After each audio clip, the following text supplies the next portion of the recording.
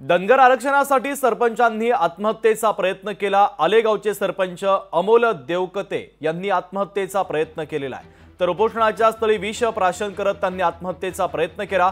सरकारने आंदोलनाची दखल न घेतल्याने त्यांनी हे टोकाचं पाऊल उचललंय। पंढरपुरात धनगर आरक्षणाचा सध्या भडका पाहायला मिळतोय।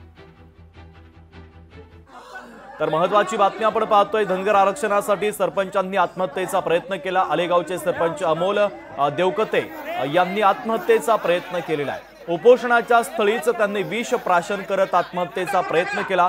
सरकारने आंदोलनाची दखल न घेतल्याने त्यांनी टोकाचं पाऊल उचललंय। तर पंढरपुरात सध्या धनगर आरक्षणाचा भडका उडाल्याचं चित्र आहे। महत्त्वाची बातमी आपण पाहतोय, धनगर आरक्षणासाठी आता सरपंचांनी आत्महत्येचा प्रयत्न केला।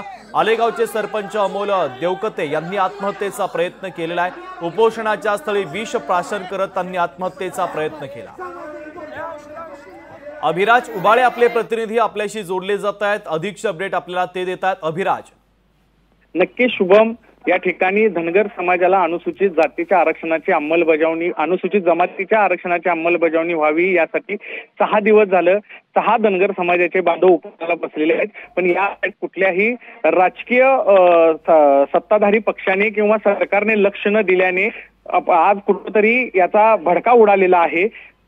आलेगाव माढा तालुक्यातील आलेगावचे सरपंच देवकते यांनी भर सभेमध्ये विषारी औषध प्राशन करून सरकारचा निषेध करत आत्मदहन करण्याचा प्रयत्न केलेला आहे। सरकारच्या शिष्टमंडळ पंढरपूरमध्ये दाखल झाल्यानंतर तात्काळ ही घटना घडल्याने एकंदरीतच या ठिकाणी थोडं गंभीर वातावरण झालेलं आहे, तणावाचं वातावरण झालेलं आहे। आता थोड्याच वेळामध्ये राज्याच्या उत्पादन शुल्क मंत्री शंभूराज देसाई आणि सोलापूरचे पालकमंत्री चंद्रकांतदादा पाटील हे उपोषणस्थळी भेट देणार आहेत आणि आता याकडे दगड निघतो का हे पाहणं आता गरजेचं आहे। मात्र सध्या अभिराज, महत्त्वाचे अपडेट या बातमीच्या संदर्भात आपण पोहोचवलेले आहेत। तुर्तास धन्यवाद।